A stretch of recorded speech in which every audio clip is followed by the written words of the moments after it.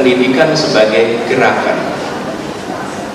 Sering sekali pendidikan dipandang sebagai program, lalu dimonopoli oleh pemegang kewenangan. Siapa pemegang kewenangan? Pemerintah. Wujudnya dinas, wujudnya kepala sekolah, lalu dianggap itu adalah wilayahnya pemerintah saja. Sementara kalau pendidikan sebagai gerakan, maka tanggung jawab untuk terlibat di dalam pendidikan itu dimiliki oleh semua, dan pemerintah itu memberikan ruang kepada siapapun yang terlibat dalam kegiatan pendidikan untuk terlibat. Jadi sekolah kita membuka ruang kepada masyarakat untuk datang, untuk terlibat. Pengambilan kebijakan juga melibatkan para pegiat-pegiat pendidikan untuk terlibat. Nah, ini salah satu yang paling menantang. Sementara kita menyaksikan bahwa yang dimiliki oleh pemerintah itu dua: satu fiskal, dua otoritas. Yang tidak dimiliki inovasi, kreasi, pengalaman lapangan, jaringan. Itu yang memiliki siapa? Pegiat-pegiat pendidikan. Jadi bila pendidikan dipandang sebagai sebuah gerakan, maka negara itu, pemerintah ya, membuka ruang, mengajak semua terlibat, dan mengajak semua, kalau bahasa sekarang namanya kolaborasi. Menurut saya itu salah satu hal yang paling paling menantang. Itu membutuhkan kemauan dari sekolah, kemauan dari pemerintah, kemauan dari pemegang kewenangan untuk membuka diri dan tidak menempatkan sebagai pelaku terpenting. Penting ya, tapi pelaku penting yang mengajak kepada semuanya. Mungkin itu salah satunya.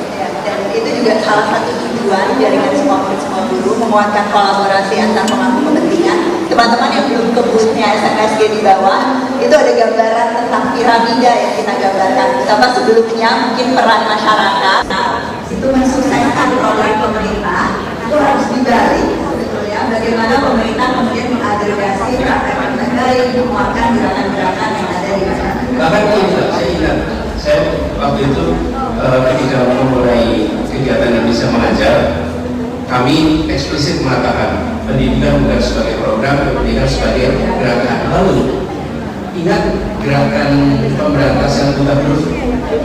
Itu nanti teman-teman boleh Google di sini. Saya nggak bawa filenya, boleh Google gerakan pemberantasan buta huruf. Lalu ada fotonya Bung Karno. Bung Karno itu di papan tulis menulis A I U E O, ya. Tahun 47 atau 48. Lalu banner di atasnya, itu tulisannya menarik sekali. Kalimatnya gini, kan biasanya kalau pemerintah bikin acara kan dengan semangat ini maka lakukan ini gitu kan kira-kira.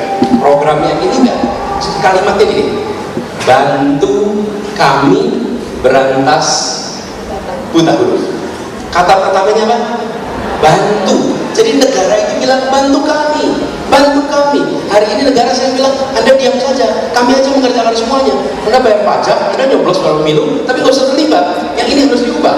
Bantu kami terlibat dan kemudian muncul gerakan untuk pendidikan. Ruangnya itu dibuka. Terima kasih Mas Adi. Saya punya catatan teman-teman. Sebetulnya untuk semua menteri yang akan hadir juga nanti di sesi-sesi berikutnya di Belajar Raya, tapi juga untuk mantan-mantan Menteri Agama maupun Mendikbud. Tapi karena yang sedang sama saya sekarang Mas Anies, kami punya catatan Mas Anies. Terima kasih atas banyak sekali legasinya pada saat menjabat sebagai Mendikbud, menginisiasi gerakan sekolah tanpa kekerasan secara masif, mulai dari perubahan paradigma ada kebijakan pencegahan dan penanggulangan kekerasan di sekolah, sistem untuk memastikan akuntabilitas buku-buku yang ada di sekolah, mendorong penguatan budi pekerti dan juga pendidikan parenting yang menjadi semakin masifkan dan didukung juga oleh Terima kasih karena saya ingat kita ngobrol tentang pesta pendidikan waktu itu. Kan spiritnya juga itu. Di luar sana begitu banyak aktivis pendidikan dengan segala macam terobosan. Kenapa pemerintah tidak membuka pintu dan mengajak mereka terlibat? Jadi pada waktu itu itu apa yang disebut tadi sebagai terobosan dan lain-lain, itu sebenarnya adalah hasil dari kolaborasi dengan teman-teman pegiat pendidikan yang berada di luar, yang tanda tangan harus menteri, namanya juga surat keputusan. Tapi sesungguhnya ide gagasan bukan dari internal, justru ini terjadi karena ada kolaborasi, dan boleh teman-teman bantuin juga waktu itu. Terima kasih Mas Anies. Terakhir Mas Anies, harapan, pesan yang ingin Mas Anies sampaikan untuk pegiat pendidikan yang ada di sini. Ada juga yang nonton online Mas Anies, bahkan ada yang nonton dari bawah karena ruangannya nggak cukup, ada di ruangan bawah. Halo teman-teman yang di bawah. Nah, apa yang kira-kira akan terus menyalakan api semangat untuk terus bergerak di pendidikan, karena banyak teman-teman di sini juga yang bilangnya kadang kesepian Mas Anies, karena ternyata jadi inovator di bidang pendidikan itu rasanya seringkali sendirian ya teman-teman, rasanya seringkali sendirian, rasanya seringkali jalannya itu panjang, maraton yang tak berkesudahan dan seterusnya. Ada pesan-pesan khusus Mas Ya, Anies? kita semua peduli pada pendidikan yang di sini, dan saya rasa setiap orang tua juga peduli pada pendidikan. Karena itu tempatkan setiap kita sebagai guru. Baik guru.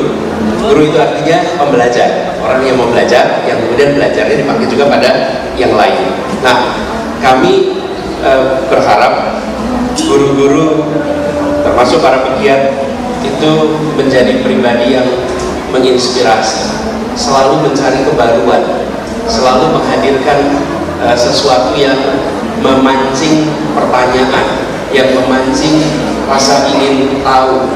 Jadi posisi pendidik, posisi guru ini menurut saya yang harus kita dorong lebih jauh lagi. Dan kalau kita ingin Indonesia maju, ya pendidikannya harus maju, dan itu artinya gurunya harus maju, dan termasuk gurunya juga harus tenang. Tenang itu apa? Ya pendapatannya cukup. Kan kalau nggak cukup ya nggak bisa tenang juga hidupnya, gitu kan? Dan itu menghormati guru itu kita harus lakukan, bukan hanya dari aspek pekerjaan, tapi keseharian. Bella mungkin ingat tuh, kita dulu bikin program Dikbud dengan Garuda, ada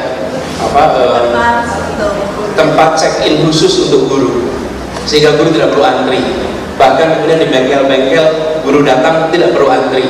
Penghormatan kepada guru itu harus kita kembalikan menjadi kebiasaan di masyarakat, yang nanti guru juga secara sebaliknya dia akan punya tanggung jawab. Kami contoh di Jakarta. Di Jakarta itu kalau guru maka dia bebas PBB di Jakarta. Dia nggak bayar pajak bumi dan bangunan. Apa ya? Kenapa?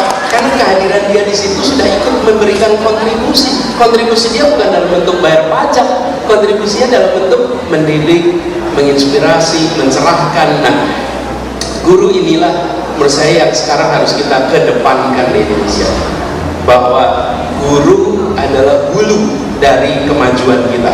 Guru adalah yang memulai dari apa yang kita rasakan hari ini, dan menempatkan ini harus dimulai tentu dari pemerintah, tapi juga dari seluruh unsur masyarakat. Jadi saya melihat apabila ada perhatian serius pada pemberian penghargaan kepada guru dari negara maupun dari masyarakat, dan menempatkan dalam semua aspek kehidupan masyarakat, rasanya pendidikan akan jadi mainstream lagi di dalam kehidupan sehari-hari kita. Insya Allah mudah-mudahan semakin banyak guru-guru yang menjadi mulia karena bukan hanya pilihan profesinya, tapi juga karya-karya dan dampaknya di masyarakat kita. Terima kasih Mas Anies. Itu janji ya Mas, nanti kapan-kapan saya tagih. Terima kasih teman-teman. Terima kasih. Terima kasih ya, dan jalan terus ya. Mudah-mudahan yang ke depan makin luas. Dan saya dengar tadi sebelum acara ada bahkan yang naik bis ke luar kota datang ke sini. Ya, ini boleh barangkali mungkin tahun yang ke depan kegiatan semacam pesta pendidikan atau belajar raya itu bisa dilakukan bukan hanya di Jakarta, bukan hanya di Pulau Jawa, tapi di seluruh wilayah-wilayah besar Indonesia, sehingga proses pembelajaran itu terjadi. Kan ini saya bukan cuma mereka mendengarkan suara, sesudah ini kan terjadi networking, terjadi pengalaman. Ada 50 menit kelas-kelas yang